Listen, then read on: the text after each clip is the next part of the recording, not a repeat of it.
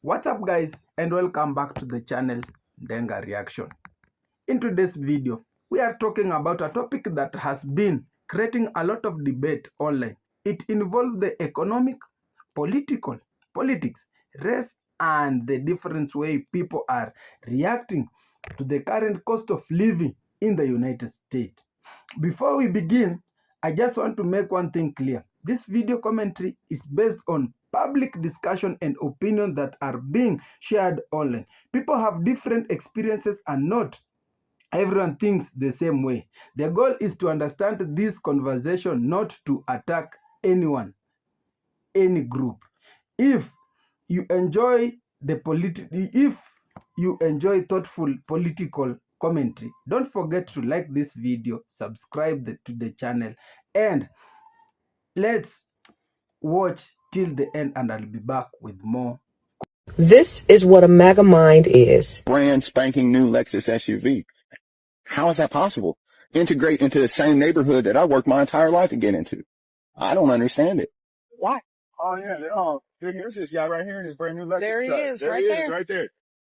That guy right It's there. what Make America Great Again has always meant to certain people. It's never been about patriotism.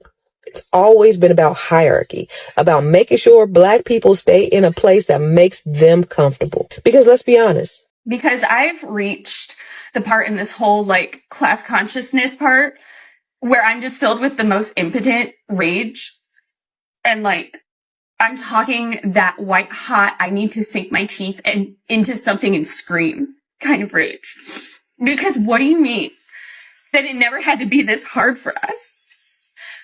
Like, what do you mean in other countries they don't have to spend 20% of their paycheck on groceries? What do you mean in other countries everyone can own homes because they're not paying $2,000 a month in rent, or that their mortgages aren't like their entire paycheck?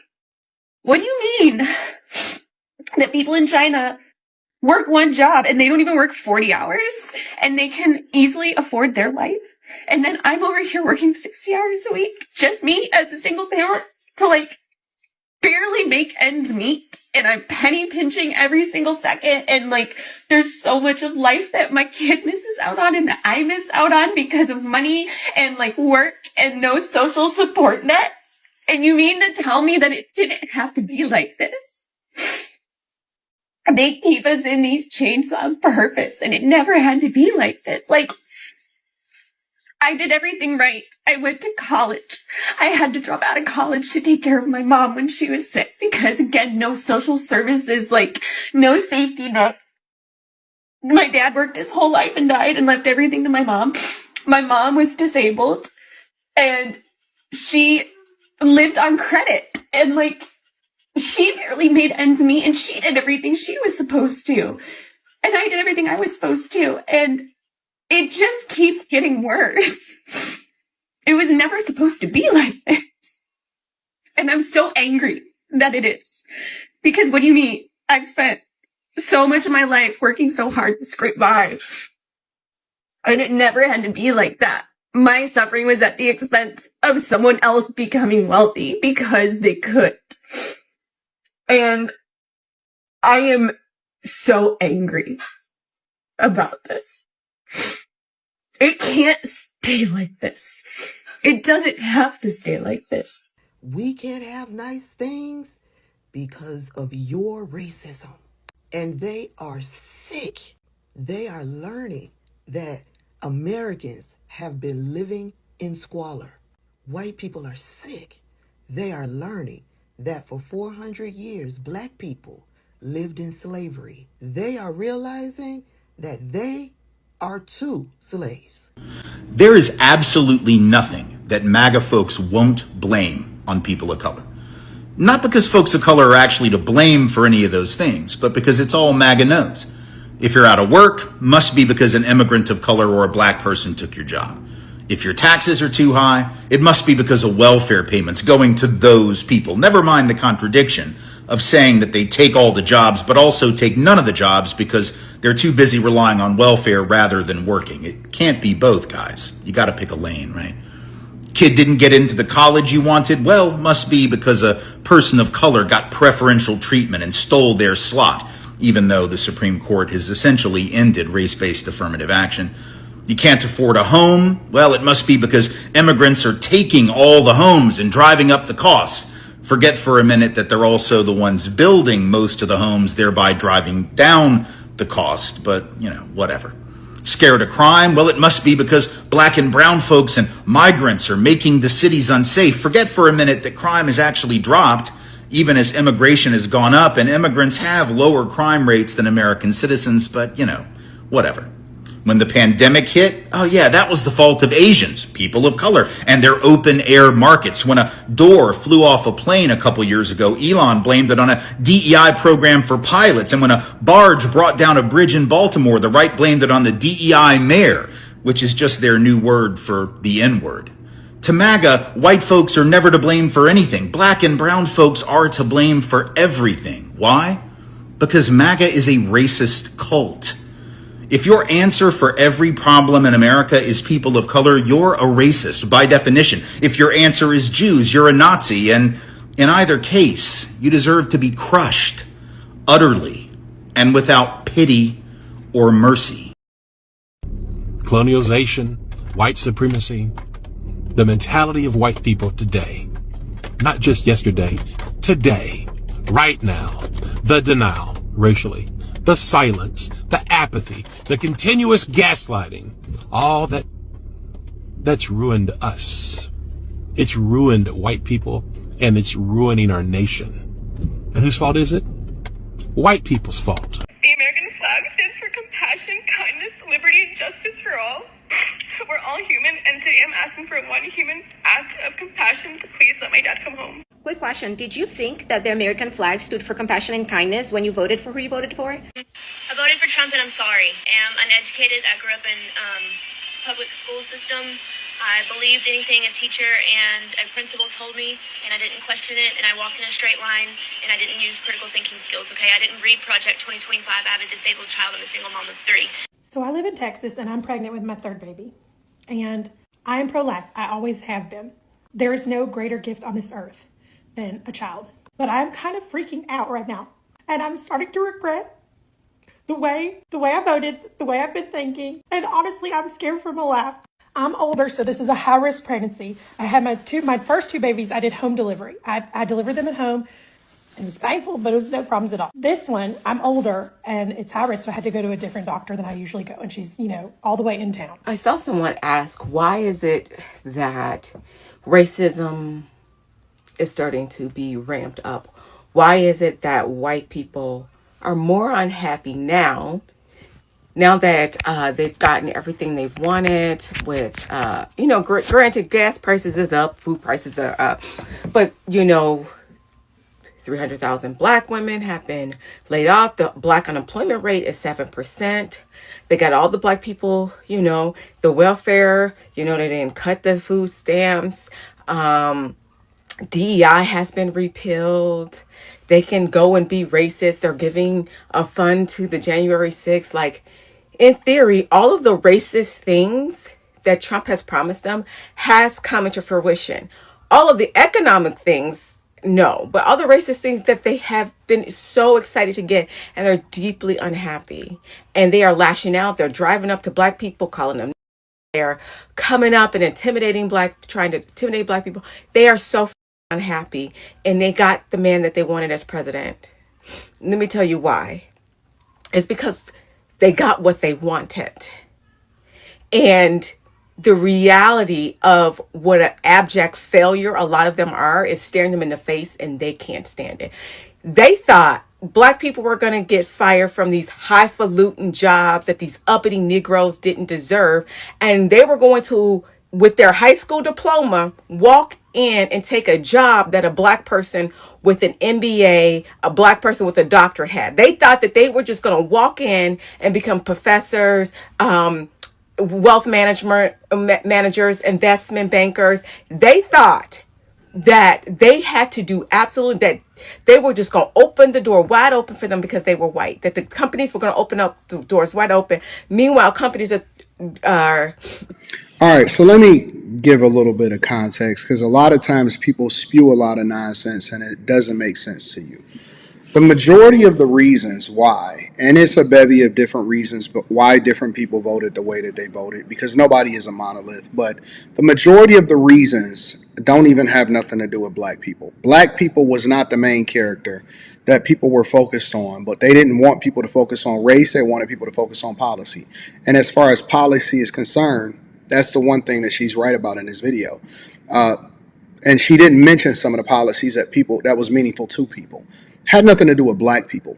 One of the biggest things that I've seen people were complaining about that did vote for Trump and that he did execute on was benefits going towards illegal migrants that wasn't supposed to be in the United States of America, that was taking up resources and was taking up jobs from people that deserved them here.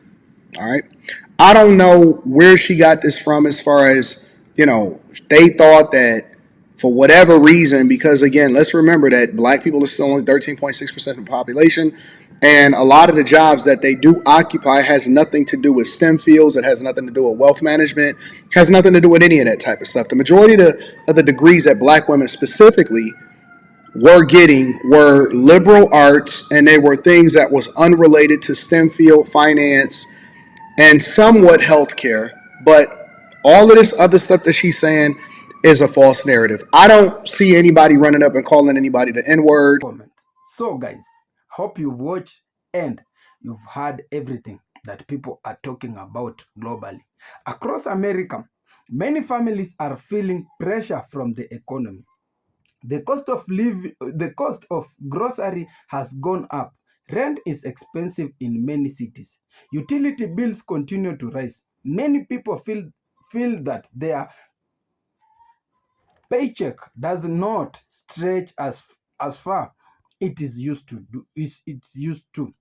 This economic challenge affect people from different backgrounds, whether someone is Republican, Democratic, Independent, Black, White, Hispanic, or Asian. Many Americans are trying to manage higher costs of living. But recently, another conversation has been growing online.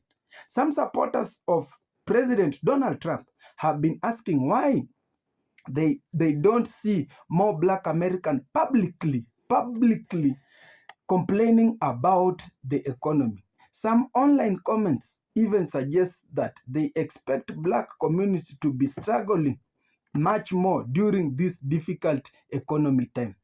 This has created heated debate on social media. According to many commentators, some of these reactions are not really about economy itself. Instead, they urge that the discussion is becoming mixed with politics and race. And then the question many people asking in this, why are different groups reacting so differently to the same economy situation? One possible answer is that everyone experience is different. Of course, some families have stable jobs and can still pay their bills. Even though life has become more expensive, others have lost jobs or are finding it difficult to make ends meet. Some communities have stronger family support systems, while others depend more on government programs or community organization. Because of these differences, there are no single American experience. Another important point is that people respond to hardship in different ways. Some people openly express frustration. They post videos on social media, they attend political rallies, they blame politicians for their struggles. Others choose to stay quiet, they focus on finding extra work, helping family members, or adjusting their spending without talking about it publicly. Being quiet does not mean always someone is not struggling. Then the discussion always important issue. Many black Americans point out that their community have faced economic challenges for generations. Throughout history, many families have had to deal with discrimination, limited opportunity, economic turdowns, and other barriers. Because of that history, Some of the people believe this community have developed a strong sense of resilience. Resilience is simple means continuing to move forward even when life becomes difficult. That does not mean everything is perfect. It does not mean there are no struggles. It simply means people have learned to adapt, work together, and keep going despite challenges. Supporters of this view add that may explain why some Black America are not reacting publicly in the same way others are. Instead of focusing on social media debates, many people are simply trying to survive, support their family, and improve their lives one day after a time. And then the conversation becomes more complicated when race enters the discussion. Some commentators urge that a small number of online voices appear frustrated because the economy hardship they expected to see in the Black community is not matching what they imagined. Others strongly disagree with that interpretation and urge that people are simply expressing concern about economy in general, not wishing hardship on anyone. This is why it is important not to assume that the opinions shared by some individuals represent entire political movement or entire community. Millions of Americans support different political parties for different reasons. They do not all share the same views. The same is true for Black Americans. There's no single Black opinion. People have different political belief, different economic situation, and different life experience. That is something we should always remember, whether we discuss politics. The media also plays a major role in shaping the conversation. Short videos, clips, headlines, and viral posts often highlight the most emotional and controversial opinions because they attract attention. Unfortunately, those posts do not always represent what most Americans actually believe. When people only see loudest voice online, they may begin thinking those opinions are shared by everyone.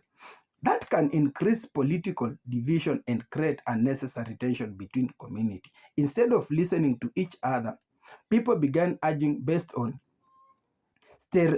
stereotypes. And stereotypes rarely tell the full story. America has always been a country with different opinions. People disagree about taxes. They disagree about immigration. They disagree about healthcare. They disagree about economy. And they certainly disagree about politics. Disagreement itself is not a problem. The real challenge is how people treat one another during those disagreements. Healthy debates allow people to exchange ideas respectfully. Personal attacks and racial insult only makes division worse. At the end of the day, rising prices affect many Americans regardless of race or political party. Families everywhere are trying to save money. Workers are trying to earn better wages. Parents are trying to provide for their children. Students are trying to build better future. These are challenges that cross political and racial lines. Perhaps that is where the focus should remain. Instead of hoping another group struggles more, many people believe that conversation should be about finding solutions that help everyone. Whether those solutions come from Republicans, Democrats, or independent leaders is something voters will continue to debate. But one thing is certain, economic challenges are real, political disagreements are real, and online conversation often make those disagreements seem even bigger. As viewers, it is important to think carefully before accepting every viral post as the complete truth. So my question is, look at the different viewpoint. Listen to people with different experience. Do you doing that that helps us better understand issues rather than simply react to emotion. And as always, this discussion will continue as America moves through another important political period. Only time will tell how economy changes and how public opinion develop in the month ahead. Now, I want to hear from you. And my question is, do you think social media accurately reflects what most Americans believe, or do you think online platforms often make political division appear larger than their reality are? Share your thoughts respectfully on the comment before. And remember, if you enjoyed this commentary, don't forget to like the video, subscribe to the channel, and turn on notification so you never miss future discussion. Thank you so much for watching, and I'll see you in the next video. That was all for now.